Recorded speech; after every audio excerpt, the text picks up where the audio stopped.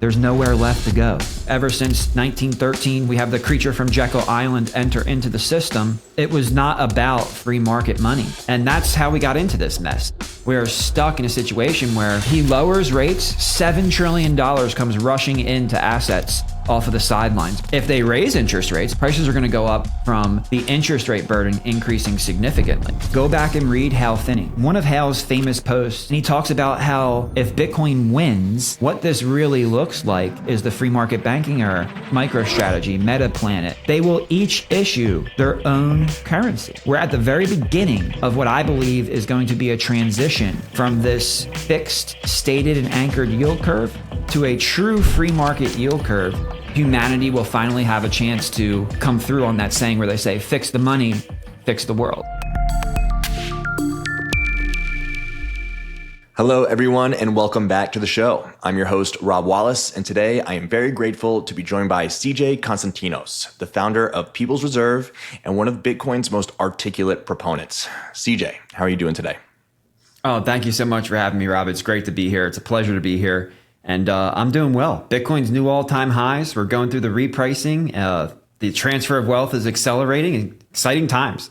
It is exciting times. Bitcoin is all over the headlines, and so is crypto. It's crypto week in DC, and not only do we have legislation going through the House right now, but we also have headlines about Jerome Powell and the Federal Reserve. So I'd like to start there.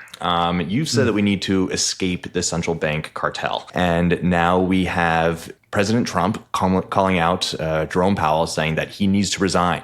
He's not cutting rates fast enough. So how would you look at Jerome Powell's last 7 years as the head of the Federal Reserve? Do you think he's done a good job, and should he be removed? So the first thing is that no human could do a good job. So it's not really about whether he did a good job or not. It doesn't matter who you take and put into that position. You're not going to be able to do what the free market can do. And that's the whole point, is that we should not have free market being impeded by a stated and anchored yield curve. It is not okay for a small group of men in any geographic location to state and anchor the price of money.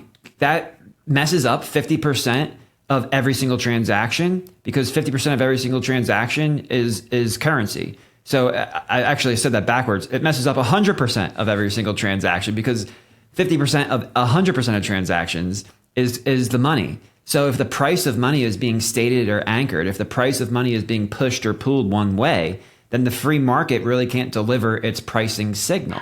And that's how we got into this mess. If we had a true free market right now, I think interest rates would be above the rate of inflation. And yeah, inflation's hard to peg, right? You can't look at the consumer price index and say, this is inflation. Depends on the lifestyle you live. It depends on the business that you run and what goods and services and supply chains you interact with that really affect inflation for your personal setting. But without a doubt, inflation is much higher than the government numbers provided in CPI.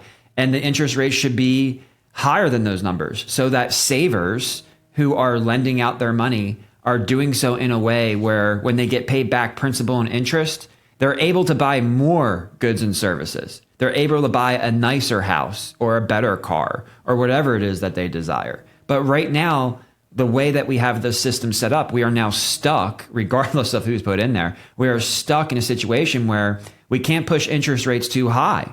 Because if we do, then you're going to see all of the deficit spending is going to come with a significant interest cost. And that's clear now, but it wasn't that clear in 2022 when myself and Max Kaiser were put in Forbes telling people about the debt spiral. When they said, look, if you raise interest rates, you think you're going to quell inflation, but actually what's going to happen is you might dampen economic inflation, but you're going to throw gasoline on the fire of currency devaluation, which is another form of reducing purchasing power by increasing those circulating units. And how are they increasing? By the increased burden of interest on the debt that's being issued by the government to finance the deficit spending. So I think now the interest rate burden is over $1 trillion.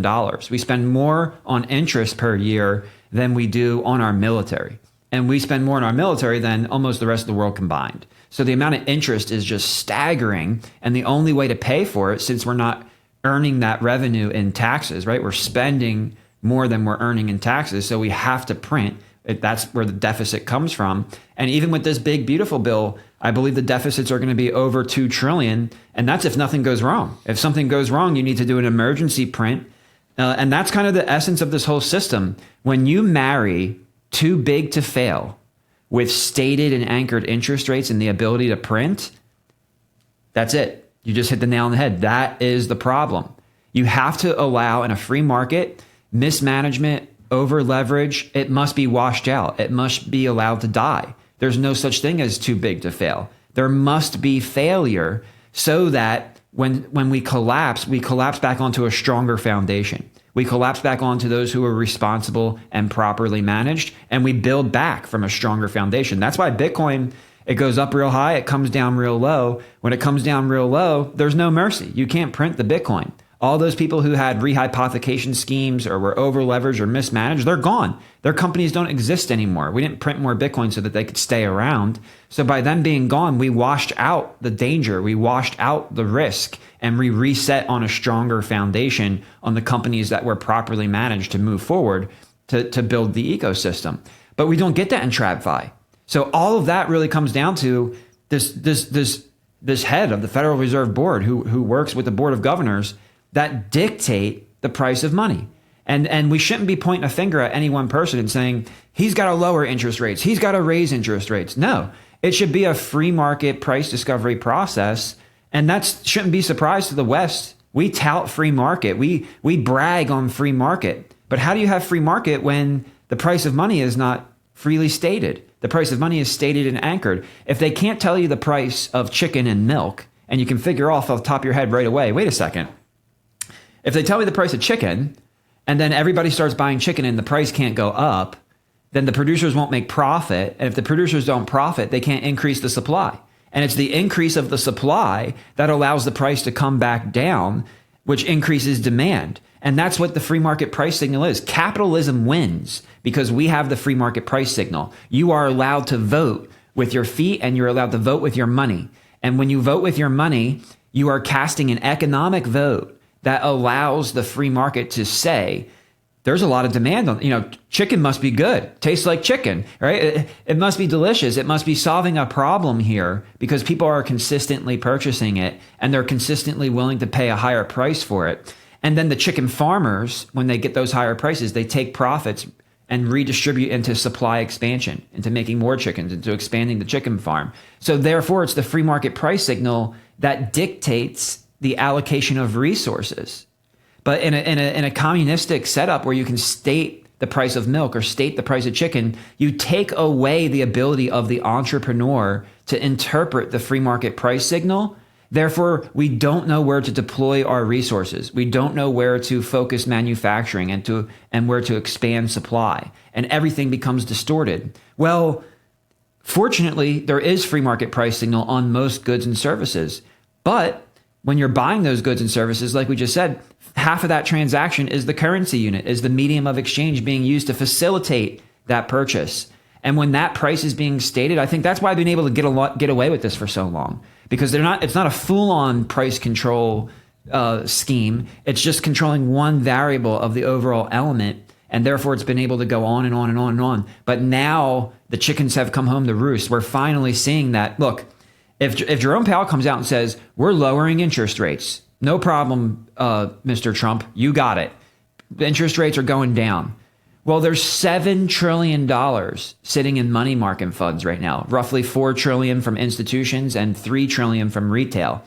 In my opinion, and this is really interesting, Rob, because I know the Bitcoiners are looking at the halving cycle, right? So towards the end of the year, maybe the first quarter of next year, most Bitcoiners would be expecting Bitcoin to enter the euphoria phase, to have some type of blow off top, to sell the top and then let the bear market ensue and start buying back in at the bottom of the bear market. However, there is going to be a very bullish catalyst in that same time frame because Jerome Powell, his term is up. May 15th, I believe, May 15th, May 16th of next year, he's done. It's not that Trump has to take executive action and try to fire him or get Congress to remove him or change some law. No, he's done. He's removed. He's going to be replaced. And who's he going to be replaced by? A pro-Trump candidate who Trump wants in there, who's going to want to lower interest rates. So right about the time Bitcoiners are going to be expecting to enter into a bear market, a new Federal Reserve chair is going to be put in who's going to be lowering interest rates. $7 trillion on the sidelines. Now, I don't think all of it is going to rush back into assets. I think the $3 trillion in retail is for sure going to rush back into assets. Bitcoin, gold, silver, real estate, stocks. There's going to be a strong bid once it's for sure certain that those interest rates are coming down. Much like we saw in March of 2022. They're going to raise rates. No, they're not going to raise rates. Even myself, I said they're not going to be able to raise rates too high. And they still raised rates further than I thought, but they're still now facing the consequence, which is the interest burden is ridiculous, causing inflation at the same time. So that's the conundrum, right? He lowers rates, $7 trillion comes rushing into assets off of the sidelines, rushing into goods and services off of the sidelines, because it's not incentivized to save with very low interest rates. It's incentivized to spend, to buy or invest and spend. So you're going to get economic inflation. Demand is going to outpace supply, and that's going to push prices up. Now, that's the good kind of inflation, because as prices get pushed up because of demand, profitability goes up. And as profitability goes up, those producers can expand supply and help bring prices back down. But if they raise interest rates, if the new guy comes in or Trump doesn't get to make an appointment or something weird happens, he goes, no, I'm going to keep them where they are. I'm going to even raise them up a little bit. Well, now you're going to get the bag. You're going to get extreme money dilution. Prices aren't going to go up from economic demand. Prices are going to go up from the interest rate burden increasing significantly. And the amount of circulating currency units is going to explode. So unfortunately, because we have embraced a stated and anchored money market, we don't have a way to go. We can't raise interest rates. We can't lower interest rates. You're not going to be able to get somebody in there that can magically figure it out. And that's where we are today. So I feel bad for him. I feel bad for the next guy going in because you are trying to do something that is like, imagine one person trying to time the Bitcoin market. Like you cannot time the market. The free market is the free market. There's so many variables. There's so many moving pieces. Just let it do what it does best, which is price discover on its own based on supply and demand. Let supply and demand do its thing. So I don't want to say whether or not I think he should be replaced or not, or whether he never had a chance. From day one, he never had a chance of getting it right. And none of them did. And I don't think they were ever supposed to, ever since 1913 when the Fed came up and we have the creature from Jekyll Island enter into the system. It was not about free market money. And that's why I love Bitcoin. This is not just a free market money revolution with companies like People's Reserve and long-term, I think, MicroStrategy and MetaPlanet becoming potential central banks of the internet economy. The only economy in the world without debt, the only economy in the world with true free market interest rates that aren't stated and anchored, but are discovered through supply of money, demand for loans, and counterparty risk.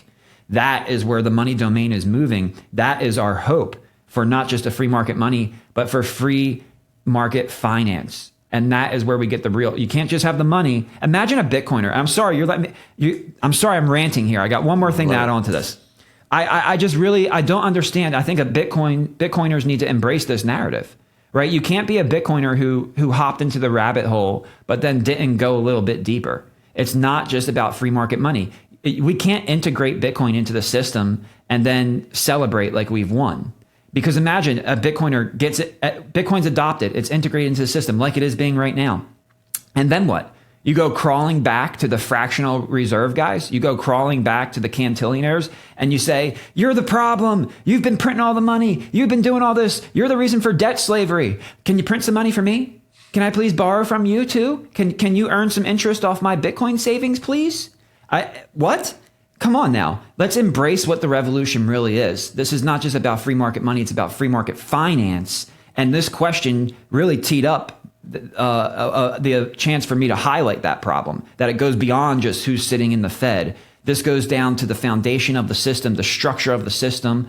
And that's what gets me pumped up. Like I see it happening. People are embracing Bitcoin as engineered money, as savings technology. And now with companies like People's Reserve, with the financial engineering, the Pandora box of financial engineering that Michael Saylor opened up, we are seeing the financialization of the asset class. And when both of these things come to a head, humanity will finally have a chance to come through on that saying where they say, fix the money, fix the world. Yeah, and jumping off into that, you've been talking about how we're going from a commodity cycle to a monetary cycle. And you also talk a lot about the monetization of Bitcoin and how that's different from the financialization of Bitcoin. Can you define these terms, talk about how these phases lead into each other, and then what's at the other end of the financialization of Bitcoin? Yeah, absolutely. And I love this question, and I can't believe it's happening so quickly. Like if you go back and you study financial history, like I'm sure a bunch of your listeners have, they'll know it took a long time to go from like yapstones to seashells, and from seashells to precious metals, and then from precious metal barter to precious metal banking, and then from precious metal banking to precious metal financing. So that took thousands of years for that to happen. Bitcoin is not even 20 years old. I think we're year 16 right now, and we are already at the point where Wall Street is monetizing the asset class. And what do I mean by monetization? What does that mean? Well, when you think about how the dollar used to be backed by gold, and then they removed the gold from the dollar, what happened to real estate is that it became monetized. And even today, Michael Saylor refers to that as land banking, right? Because now you have an asset that is kind of like a savings account. And I'm not a big fan of Janet Yellen, but one of her best quotes maybe ever was highlighting the fact that for the majority of Americans, the most important source of wealth is home equity. So there's no doubt that real estate has become somewhat of a savings account, somewhat of a store of value, so to say. Even though it's an inflationary asset, right? We create more houses, and not only that, but it deteriorates. So you have to take care of it and upkeep it over time. So it's not the best store of value. It's just that the dollar is the dollar is not money. The dollar is currency. It's not meant to be a store of value. It's meant to be a medium of exchange. So understanding that, we can see what happened to real estate. But what was really interesting with real estate was after it became monetized, which drove a large premium into the asset class, it became financialized. And what do we mean by financialized? When it monetized, it became a store of value. But when it financialized, it became like a hybrid medium of exchange. It became like a hybrid unit of account. Why? Because they built out financial tools around the asset class: mortgages, second mortgages, home equity lines of credit, all different types of financial products and services that allow you to leverage that wealth on your balance sheet. So if you buy your home and you get a mortgage and you've been paying off that mortgage, the value of your home goes up, you can do a cash out refi. You can pull out that equity from your home, reinvest it into the property, buy a vacation property, rent that property out and produce cash flows. You're able to leverage that wealth. That wealth is no longer trapped in your home equity. It's no longer trapped on your balance sheet. It is now available for you to tap into, for you to access and to use to get ahead, or to use for yourself to find out which way you want to spend it or invest it. And that drove an even further premium into the asset class that we still see here today. Now, with Bitcoin, we're going through the same process. Wall Street is right now monetizing Bitcoin as digital gold. And that's the really exciting part, because to be on parity with gold, Bitcoin needs a $20+ trillion market cap. And that's $1 million Bitcoin. So I think in the medium term, the short to medium term, Bitcoin is well on its way to $1 million, because it is being monetized as digital gold. That's the narrative on Wall Street. Well, what's really exciting, though, is for the companies and for the Bitcoiners who've gone to the bottom of the rabbit hole and see what this revolution is really about. What comes next is the financialization of the asset class. So you're going to have all these different types of financial tools and products and services built up around Bitcoin that allow you to unlock the purchasing power of your savings without giving up ownership, right? You tap into your home equity without having to sell your home, because the home becomes a collateral. But the difference between real estate and Bitcoin is that Bitcoin is a pristine collateral. Real estate comes with risk. It has geographic risk. You got hurricanes, tornadoes, earthquakes. It has upkeep. It deteriorates because it's made of physical, real world materials. It's not a pristine collateral. If you don't take care of it, it will lose value over time.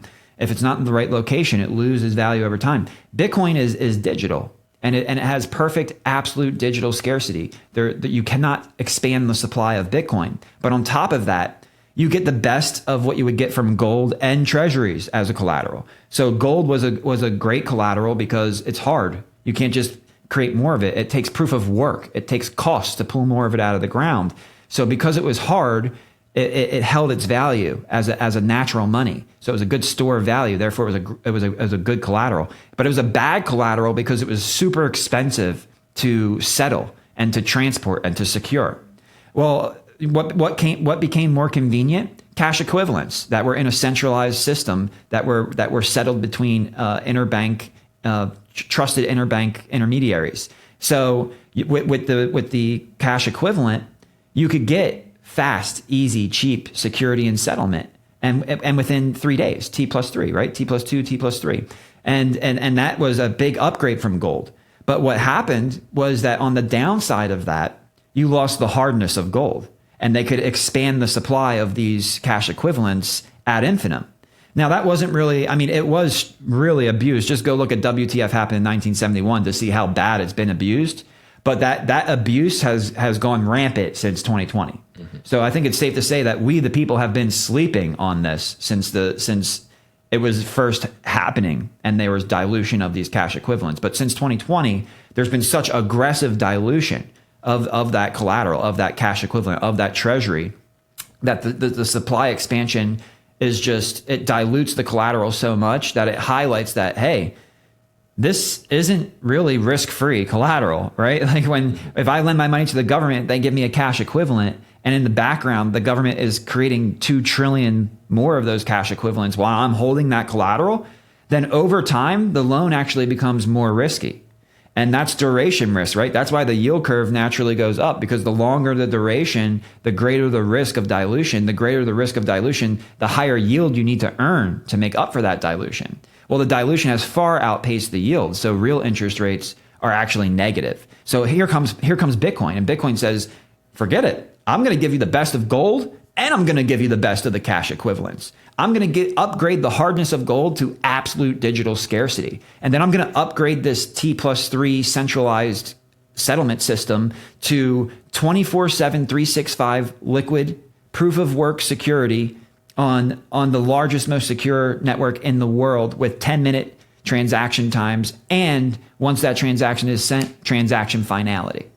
That's unbelievable. So you get the best of gold, you get the best of cash equivalents in Bitcoin, which is why I refer to it as a pristine collateral. There is no other asset in the world that is as powerful a collateral as Bitcoin. And that's what the financialization of it is about. Not just that it's being monetized and that it's a store of value, but now that we can use financial tools to leverage that wealth on our balance sheet without giving up ownership, to employ different strategies to get ahead in life for being a responsible saver of that most pristine collateral. I wanted to briefly interrupt today's interview to give a big shout out to our lead sponsor, Rhino Bitcoin. Rhino is the all-in-one Bitcoin super app built by Bitcoiners for Bitcoiners. Buy or sell instantly. Send sats anywhere on the Lightning Network. Withdraw straight to cold storage. Even turn sats into gift cards or link to a Casa multisig, all within one sleek interface. And Rhino is just warming up. Soon, you'll pay bills, borrow against your Bitcoin, and save for retirement, all without leaving the app. Download Rhino at rhinobitcoin.com or tap the link in the description below. Use promo code BitcoinNews and Rhino will drop you $10 of free Bitcoin into your account today. Secure your stack with Rhino Bitcoin and enjoy the rest of the video. And so we're seeing this happen and unfold before our very eyes, but I think that we need to be wary at the same time. We did know that for Bitcoin to become the world reserve asset, it's going to be used by banks, used by institutions and governments. But as we saw with gold, this can be abused. So what should Bitcoiners look out for? What red flags are there? And what can we do as a community to make sure that the same mistakes of the past are not repeated? Absolutely. Great question. Well, and the first thing that we can do, there's only 2 votes that you have in this world that really count, and none of them are political. You can vote with your feet, and you can change where you are and who governs you, and you can vote with your wallet, and you can spend your money to support the products and services that deliver the best value to you. So the first thing Bitcoiners need to do is they need to wake up and understand it's not just a monetary revolution, it's a financial revolution. So I need to move with my feet from the platforms that don't understand that to the platforms that do understand that. Then I need to vote with my money. I need to use the products and services and pay for the goods and services from the platforms that support my thesis, that support the way I look at the world and what I want to see come about in the world, right? You can't support companies that send kids into child work conditions and then say that you don't support child labor. You do. So you have to vote with your feet and vote with your money. And the same thing comes when it comes to Bitcoin. Go to the platforms that stand up for what you believe in and for what you want to see, and support them with having an account and paying for their goods and services. That's the first thing. The second thing is, though, we have to be really careful, because as Bitcoiners, I believe the greatest risk for Bitcoiners moving into the era of financialization is actually liquidation risk. So a lot of, I've been a market maker in DeFi for over 8 years now, and some of the happiest days, the chats get most active during liquidation events, because market makers make out like bandits during liquidation events. Whenever somebody is forced to sell Bitcoin, that is an opportunity to profit. So these liquidation events are have become ingrained into the system. It's so ingrained actually that you can actually look at funding rates and determine whether or not volatility is coming, because funding rates get to a certain extent where it's like, hey, the rates are so negative, everybody is so bearish, these shorts are going to get squeezed out and liquidated. Or, hey, the market, the funding rate is it's super positive. People are paying 30% API to lever up and go long on Bitcoin. It's too bullish. The price is going to correct, and these guys are going to get liquidated. And we always swing back and forth through these liquidation events. So liquidation is really used as a tool from the biggest market makers in the industry to buy your coins when you're forced to sell them, to buy them at a discount. And that is something that Bitcoiners need to be aware of. So even look, if you think some of the actors in crypto are bad, well, the actors in the traditional system are even worse, right? So they always say, Bitcoin's bad for this and Bitcoin's bad for that. All the crime goes down with Bitcoin. Well, you can trace the Bitcoin and find the bad guy. You can't trace the dollars. And just like there's more problems in the dollars, just like the dollar is the most widely used currency for criminal activity, well, traditional markets are the most widely used mechanisms for penny stocks and crypto on steroids, basically, right? They call crypto the wild, wild west. Go look at the OTC charts. Go look at how many of those companies failed versus were being started. The numbers are even worse than you see in crypto. So what we need to do as Bitcoiners is we need to say, hey, I don't want to take liquidation risk. Like, liquidation risk is something that I'm not okay with. And for some people, they might be okay with it. This is a personal decision. It's, in my opinion, that I would prefer not to have liquidation risk. And I think People's Reserve is a first market mover. We are bringing this innovation to the market where we're saying, hey, we don't look at Bitcoin as a risk on tech stock. You don't have to borrow against Bitcoin on margin. Matter of fact, if you're going to borrow against your Bitcoin to buy a home, come use our contract, because we cross collateralize the real estate with the Bitcoin. So the first benefit you get is you don't have to worry about your LTV. You can have 100% LTV to initialize the loan. So you only need 1-to-1, right? So you want to buy a $500,000 home. If you go to any other lender in the space, you're going to have to put down $1 million of Bitcoin, because you want to be at that 50% LTV, because there's price volatility. And if price goes down too far, you can get liquidated, or you have to get a margin call and post more Bitcoin on margin. You have the risk of losing that Bitcoin based on price volatility. At People's Reserve, we've eliminated that, but we've done it with adjustable interest rates. So this goes right back to your original question of free market. I don't think there is a fixed rate in a true free market. You go back to the free market banking era, interest rates are adjusting up and down every day, just like the prices of goods and services are adjusting up and down every day, because it's a free market price discovery process. It's not a stated and anchored fixed 30-year, 40 term or mortgage or whatever it is. So, I mean, if you have the ability to get a traditional mortgage at 3% or 4% over 30 years, that's probably a healthy debt, right? There's not much debt that makes sense. You don't want credit card debt that's variable, that's for sure. But if you can get a fixed rate debt over a 30-year term and you have a low interest rate, I would consider that debt more of an asset than a liability. So we're not going to see a lot of that in the free market. And I believe, People's Reserve reintroducing variable interest rates. And I like to use the COVID example. If you were borrowing from a traditional lender, prices at 10,000, COVID hits. Everybody's like, who the heck knew that was going to happen, and how it was going to happen, how fast it was going to happen. Price is moving down from 10,000 to 5,000. You're now getting margin calls. Maybe you go ahead and you put up some extra Bitcoin because you're like, hey, 50% in one day is radical. So I don't see this going down that much more. But in the coming hours, it goes from 5,000 to below 3,500. So Bitcoin goes from 10,000 to below 3,500 in like a 36-hour period. You're liquidated. Even though you posted more margin, you didn't post enough. You are now liquidated. You have now lost the most important asset on your balance sheet at a time in history where the ongoing transfer of wealth is about to accelerate. You have just now lost generational wealth because of a liquidity event that you had no control over. And then a couple months later, Bitcoin's right back at $10,000. And you're like, what? This doesn't make sense. So how do we mitigate that price volatility liquidation risk? Adjustable interest rates. For every 10% that the Bitcoin price goes down, so from 10,000 down to 5,000, that's a 50% decline in price. That's 5 deviations. For each deviation, your interest rate goes up by half of 1%. So your interest rate would increase by 2.5%.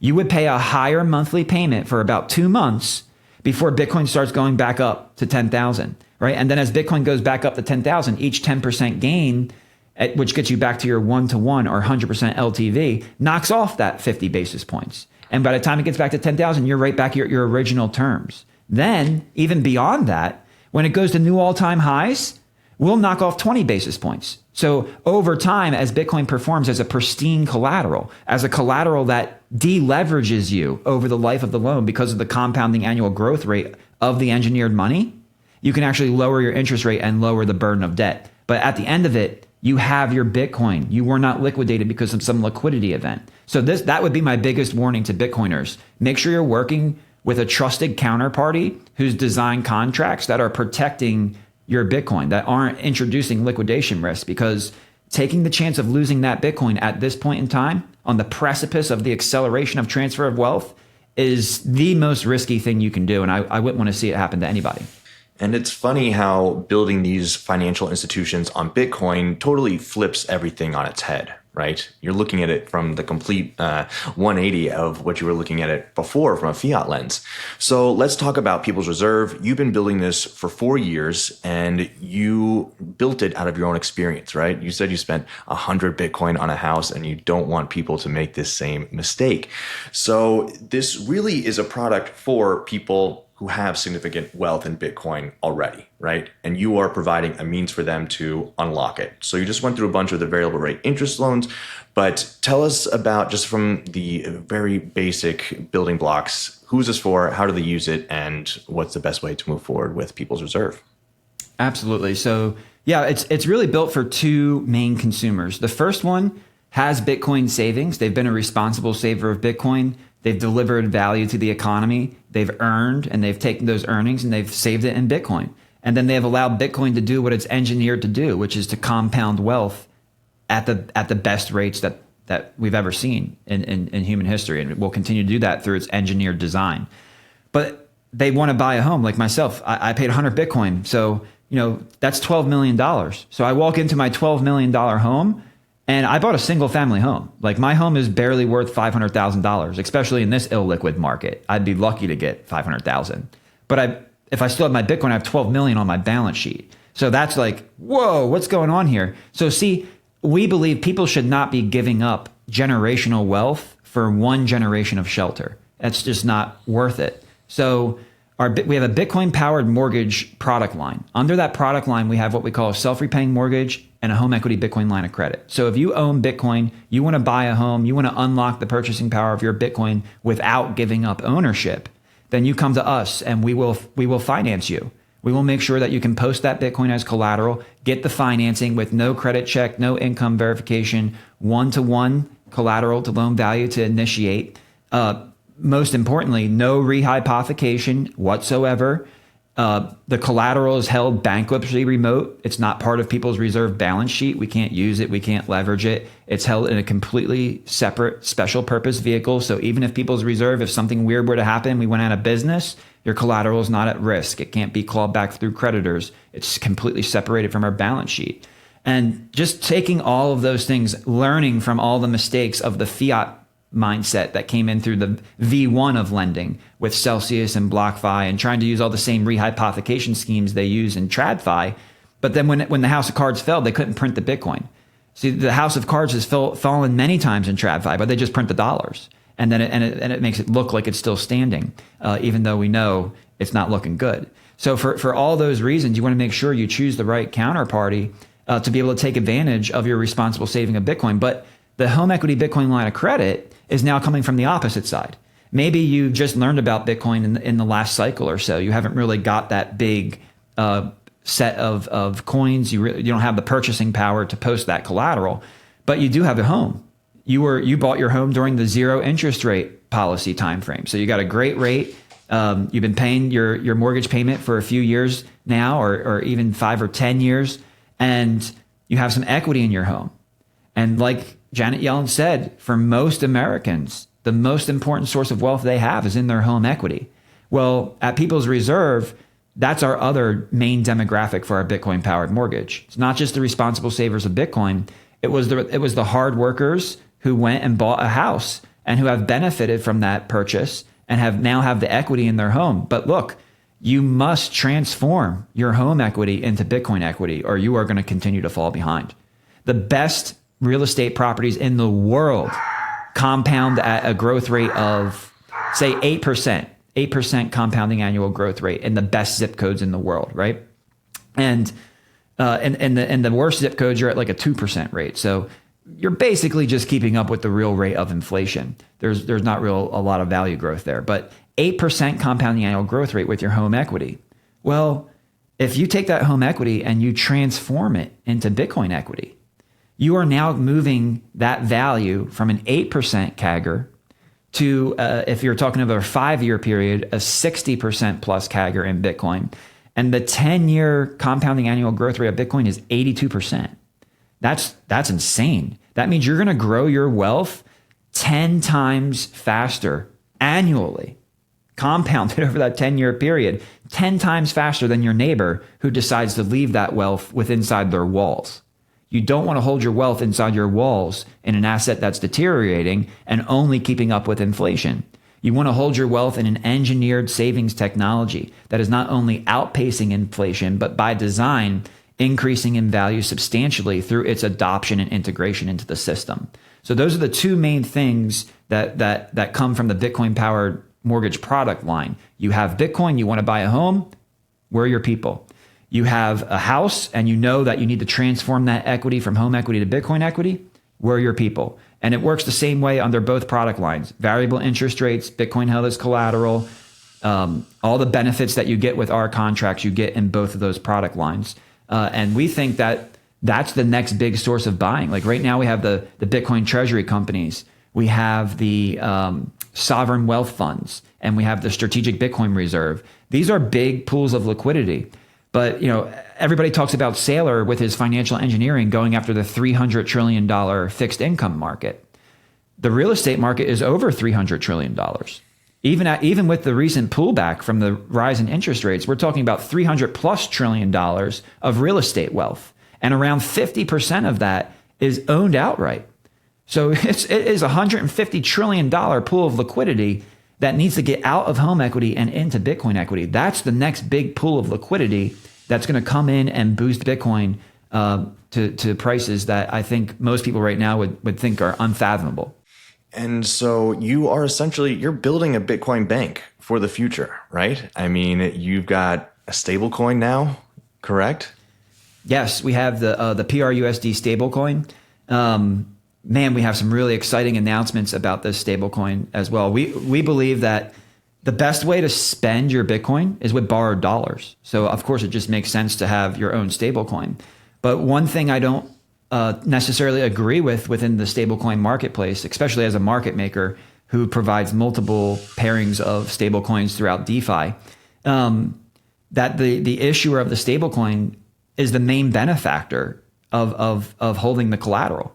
Right? But the stablecoin business model is unbelievable. You literally send them your dollars, they turn them into cash equivalents, they earn everything, and then you just get a circulating stablecoin. You have to go out and seek yield in order to get anything for that. They're getting 4% or more holding the cash equivalents. Even treasury bills and overnight repos, the front end of the curve is just as high as the long end of the curve because the rates are stated and anchored right now. So it's an unbelievable business model.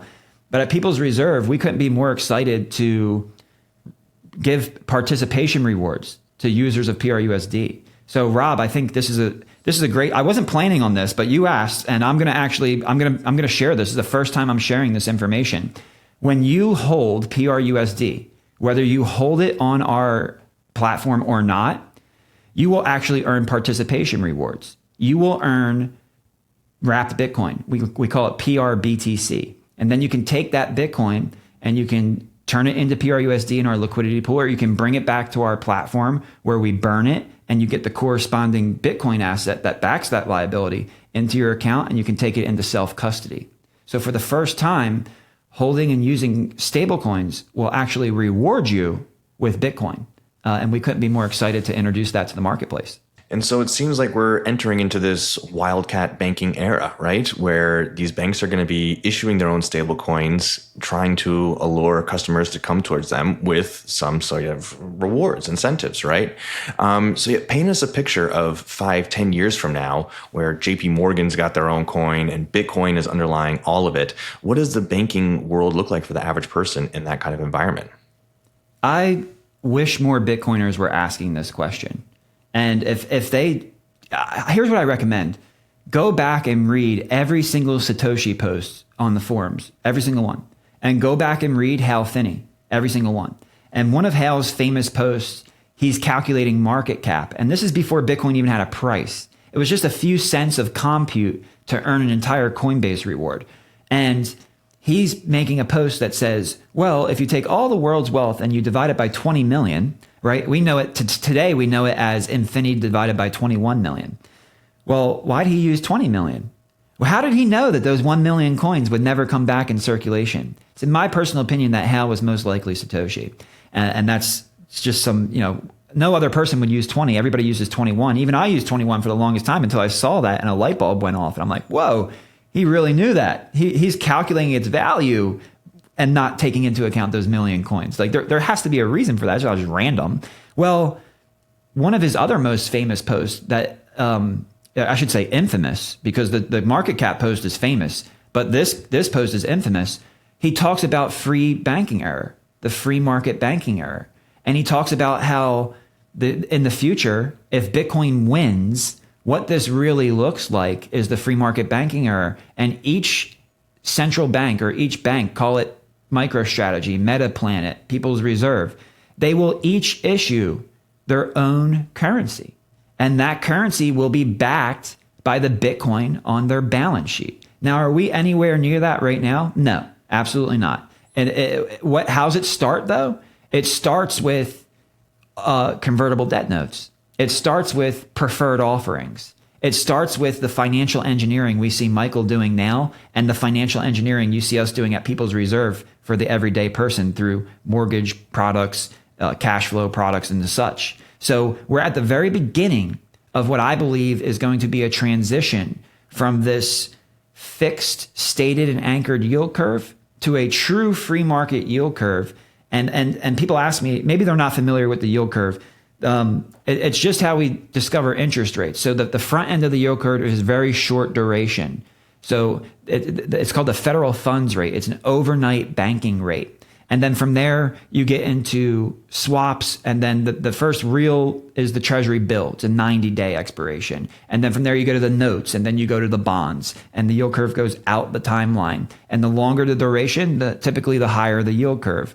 If the yield curve is inverted and goes lower, it's like a free market signal saying, hey, something could be wrong here. We anticipate rates to go lower. We anticipate some macro issues that force the bankers to lower rates and inject liquidity. So we use it as a signal. But in the free market internet economy right now, there is nothing to replace the federal funds rate. Yeah, we have some futures, but those are based on perpetual contracts are based on bullishness and bearishness. They're not really based on the price of money. So what do you really have? I believe it's going to be companies like People's Reserve and MicroStrategy and MetaPlanet. When they are lending to each other as central banks of the internet economy, that interbank lending rate between those parties is going to actually replace the federal funds rate. So the overnight banking rate will actually be the rate at which People's Reserve borrows from MicroStrategy or MicroStrategy borrows from MetaPlanet. And that will formulate the very front end of the yield curve From there, the rest of the yield curve is built out with Bitcoin-powered financial products, whether it be a 5-year bond, 10-year bond, 15-year mortgage, maybe even 30-year mortgage. All of those durations will be spread across the curve, and we will be able to get an accurate price of money. But on top of that, it's not just what Hal said with free market banking. I believe Saylor and his digital asset framework is accurate too. MicroStrategy is going to issue tokenized securities one day of companies. They're going to issue tokenized, Saylor calls it ABTs, like tokenized oil or tokenized copper or wood. And everything's going to be priced in Satoshis and settled on Bitcoin. Now, the interactions, Bitcoin is a low velocity medium of exchange. It's not a high velocity medium of exchange. So there's going to be other tools. There's going to be other systems that are used to help exchange value, right? Like when gold was the asset that backed the circulating liabilities of the paper units were not the money. They were just the currency. They were the medium of exchange. When it come back to the gold was the money. That was the real value that was being shuffled around through the currency units. The currency units held no value. The same thing is happening here. Bitcoin is a low velocity money. It needs derivatives that help increase the velocity of money so that the economy can operate at a very fast and quick pace. Well, the economy is going to be more efficient and operate. You already see them talking about it. There was no talk about 24/7 stock trading until Bitcoin and crypto took over. And once people realized, wait a second, Bitcoin is money. It trades 24/7, 365. Why can't I trade my Apple? Why can't I trade my Tesla? What's going on here? It's a holiday because of something that happened 100 years ago and I can't liquidate my position? This doesn't make sense. Money is a 24/7 market. And now they're talking about trading stocks 24/7 because it's very obvious. It's like the beginning of the internet. You go, if you're an internet guy and you look back and you study how that worked, you had guys who were building websites and coding websites, just walking into stores and saying, hey, would you like me to build you a website so that you have a web presence? And they were laughed out of the store. No, web presence. What are we going to sell on the internet? They need to walk into store to get the good in their hands and check out the cashier. Internet, get out of here. Right? 25 years later, if you don't have an internet store, nobody knows who you are. So that's where we are right now with money. Money is physical. They want you to walk into the bank. They want you to walk into the lumber yard. They want you to barrel the oil. In the future, it's all moving to the internet. And money is moving first. Everything else will follow later. And everything else will be priced in the money that made that first move, which is Bitcoin. And then it'll be settled on the Bitcoin network because it is the only secure network in the world. It is the only proof of work consensus mechanism that has any semblance of decentralized security at all in the entire space, and nothing can compete with it. So I think that is where we're going, and you're going to see MicroStrategy, Metaplanet, People's Reserve. We're kind of, in some ways we're behind them, in other ways we're in front of them, but they're going to issue their own currencies. They're going to issue stable coins. They're going to issue their own personal currencies. Like Hal Finney said, they'll have their own currency. Interest rates will adjust between each counterparty. And we're moving into a true free market banking era. And if you can't see that, then all you need to do is look at the conundrum that we first talked about. Jerome Powell, whoever replaces him, there's nowhere left to go. You raise interest rates, we get more inflation. You lower interest rates, we get more inflation. We're going to kick the can as far as we can. But at some point in time, you can't kick the can because the weight of the debt has become too heavy. And when that becomes realized, all of that wealth will collapse. But will it evaporate? I don't believe it's going to evaporate. That's why I love Bitcoin. I believe it's going to transfer. So that wealth isn't going to be like a credit where the consumer pays back the credit and the credit is destroyed and all that's left over is the interest. That wealth is actually going to transfer to Bitcoin. It's going to be stored. That economic growth is not going to, that energy cannot be created nor destroyed. It's transferred, and it's transferred into Bitcoin. So what happens to the state in all of this, right? I mean, their superpower is the ability to print these dollars out of thin air and spend them as they wish, but they're not going to give that up without a fight, right? So they're just going to allow these metaplanets and strategies to issue their own currency backed by Bitcoin and see themselves out. I don't see how that happens. How's that play out? Yeah, and I think, again, that thought is like really far out into the future. Mm-hmm. So I don't see that happening anytime soon. But I do think probably if I had to put a timeline on it, I'd say over like the next 30 years, we would see that come to fruition. But what about the next 5 years? The next 5 years, we're going to continue to see the financial innovations we see coming from Michael Saylor with his convertible debt notes, preferred offerings, and all the different amazing products that he has, solving problems for that $300 trillion pool of liquidity. And each product he launches solves a problem for a specific pool of liquidity within that grander ocean of liquidity that we call fixed income. So that's where we're so early in this that we're just now starting to use financial engineering to solve some of the problems that have been created by the breakdown of the traditional system. And in no way do I think the government will ever give up its ability to print currency units. But when Bitcoin is held as a global store of value and unit of account, you can actually measure the economy in Bitcoin, right? So if like, for instance, not that long ago in the country of Egypt, they had a big issue with monetary and fiscal policy. I believe the price of Bitcoin went to 1 million of their Egyptian dollars. It didn't go up in any other value. The price just stayed the same in dollars. It stayed the same in euros. It stayed the same in yuan. But in the Egyptian currency, it skyrocketed to $1 million. So why was the Egyptian currency crashing against Bitcoin? Because their fiscal and monetary policies were revealed to be inefficient. And therefore, the economy itself, which is priced through the issuance of those currency units, just like the U.S. economy, the GDP is priced in dollars. If the value of those dollars fall against Bitcoin, Bitcoin keeps it in check, right? So it's like gold, but better, because why did they remove gold? Because it stopped them from printing the dollars. So with Bitcoin, it's kind of like a quasi backing. It's not directly convertible. You can't take the paper dollar and get back Bitcoin from the treasury. But for every paper dollar that the treasury issues, the Bitcoin goes up in value in that currency. So if any one country chooses to abuse their printer, the value of Bitcoin priced in that currency is going to skyrocket. And therefore, the people who use that currency, the companies who use that currency in that economy are going to be protected from that dilution. So I don't think it's about ending dilution. It's about finding a way to be protected from dilution in the short term. And then in the medium to long term, once people understand they need Bitcoin to be protected from dilution, now we come back to the point where it's like Gresham's law. Well, wait a second. Why am I working for those units? Like if I know I have to get those units and immediately buy Bitcoin or immediately spend them or invest them or else they lose their value, well, then just pay me in Bitcoin. So it's the human variable of understanding and consciousness plays a role in the adoption of Bitcoin. And we're not going to go from 0 to 100. It's not going to be an orange pill epiphany. Even myself, even yourself over these last years, we've taken many orange pills, not just one orange pill. And we've slowly learned. If we knew what we knew about Bitcoin now back then, we'd have a lot more Bitcoin today. We had to learn through that experience and through that process. And the world is going through the same experience. The world is taking one orange pill at a time. So I don't think we're going to go 0 to 100. I don't think we're going to get a Mad Max scenario. But I do think over the next 5 to 10 years, we're going to see an acceleration where there's two competing systems.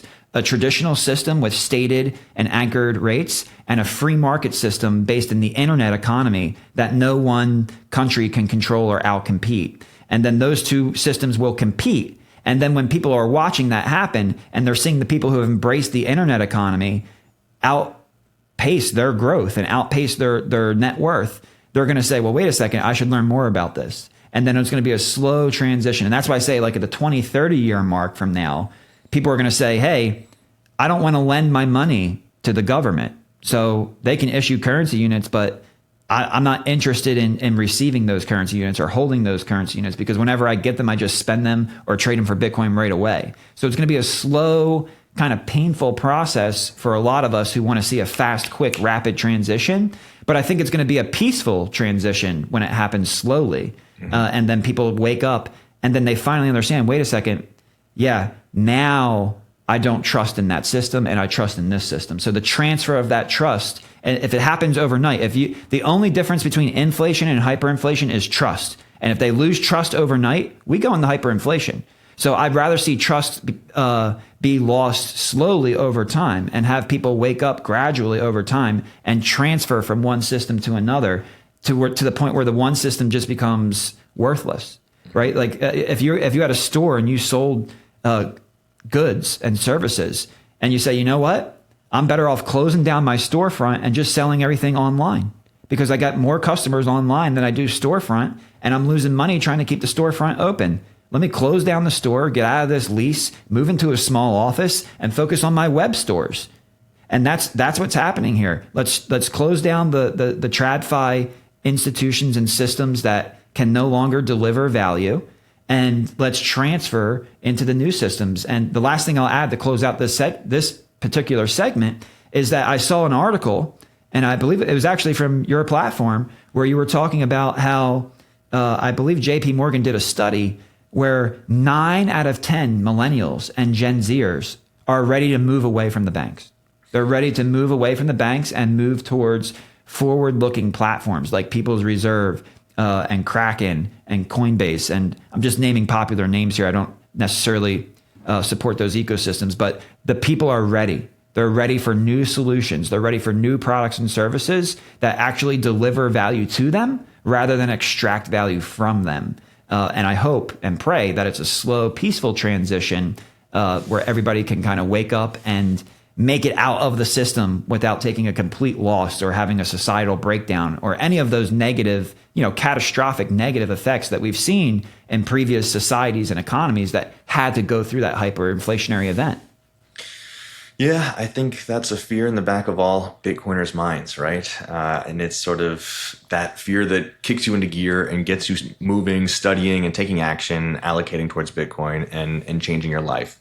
And one thing I really enjoy about you and your commentary is that it's so clear that you've thought so deeply about Bitcoin in every aspect of your life, right? And you are very open about your faith, being a Christian. How does Bitcoin fit into your Christian worldview and your hopes for the future? I see how I love this question because I had the honor to preach a sermon one Sunday called Truth Money. So for anybody who wants to see it, it is on my YouTube channel. Just type in Truth Money and you'll see it. But it's amazing how much the Bible teaches about economics. Like usually most people are thinking like kid stories like Noah and the cross and other stories, which are great and important to know and understand and to learn from. But a lot of like the more complex subjects kind of get lost and aren't necessarily preached properly on the weekend. So they don't really stick with us. And they're, kids' church is not really for that. Kids' church is for those Daniels in the lion's den and faith and all of that. And those are the stories that stick with us. I wish we were able to tell more stories about the economics that we learn in the Bible, because an amazing thing that Jesus said during the parable of the talents is he said that there were 3 servants, right? And he gave one servant 4 coins, one servant 2 coins, and one servant 1 coin. And he said, I'm going away. When I come back, I'll collect the coins and any profit that you have. And they said, okay, master. So he walks away. Well, while he's away, the servants do what they do in order to generate a profit with what they've been given stewardship over. And when the master returns, the first guy with the 4 coins goes, Master, I earned you 4 more coins. Here are your 8 coins. He goes, well done, my good and faithful servant. The guy who had 2 coins earned another 2 coins. He said, Master, you gave me 2 coins. I earned you 2 more coins. Here are your 4 coins. He said, well done, my good and faithful servant. But the guy who he gave 1 coin came and said, Master, I only have 1 coin, and I knew that you're a hard man. And if I had made a mistake and lost this coin, I wouldn't want to face the consequences. So I buried the coin in the field. So I only have that coin. Here's the coin.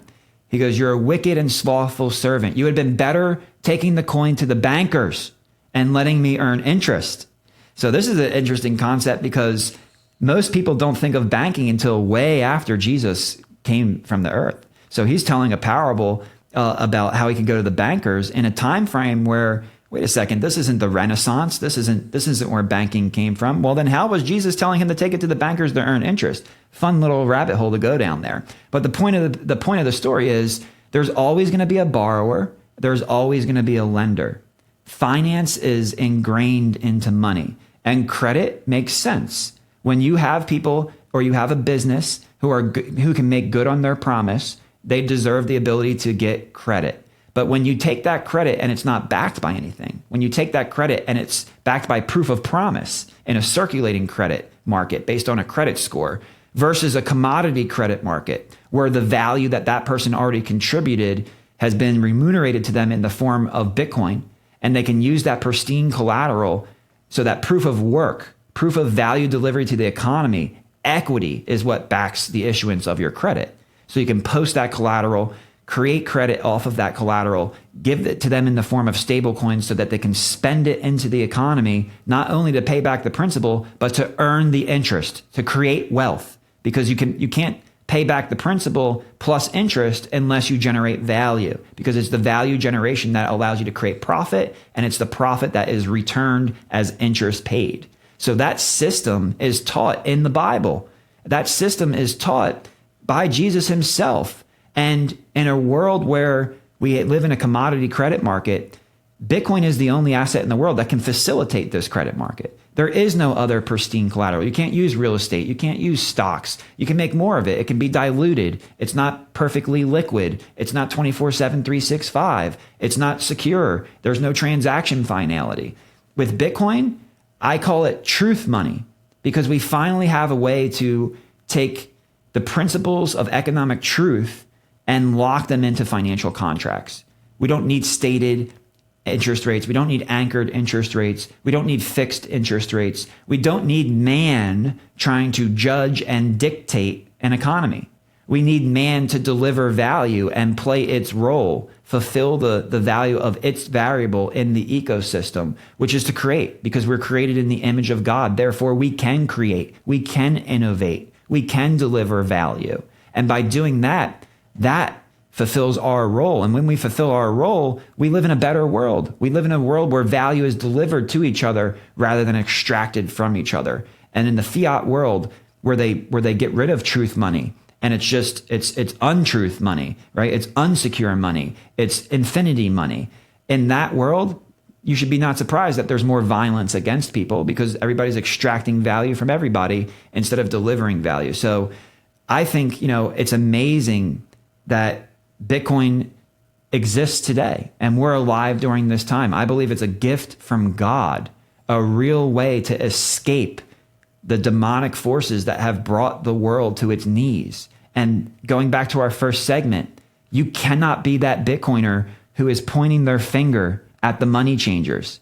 The only people that Jesus ever showed anger to by building the whip and scourging him out of his father's house for ripping people off with the animals at sacrifice, the money changers, he flipped their tables. You cannot point at them and tell the world that they are the bad guy and then go crawling back to them on their knees, begging for them to print money so that you can borrow from your Bitcoin. You must vote with your feet and choose the right platform. You must vote with your money and use the right goods and services from the companies that support the Orange Peace Revolution. It's a peaceful revolution. It's not just a money revolution. It's a financial revolution. And this is what we find that we have support for in the Word of God, a truth economy where we deliver value to each other. And you can only do that when the currency or the money that's being used to transfer value between each other cannot be used to extract value from the other person. And Bitcoin does not allow for value extraction. It forces value delivery. And when you deliver the value, you get the Bitcoin. Nobody can print it. Nobody can demand it. You must deliver value to get it in exchange. And that is a biblical concept that, in my mind, with no doubt, will make the world a better place, not only for us, but for generations to come. Let's go. A truth economy, delivering value, and making the world a better place. Beautiful words. Thank you so much, CJ. If people want to find more about People's Reserve or yourself, where should they go? Well, thank you so much for having me, Rob. It was an absolute pleasure, and I'm super happy you guys started this up. Your content is amazing. For people who want to get more of what we talk about, you can follow me on X at CJ Konstantinos. Of course, People's Reserve at People's Reserve. And we have peoplesreserve.com. So check it out. And we look forward to doing some business with you. Cheers. Thanks a lot.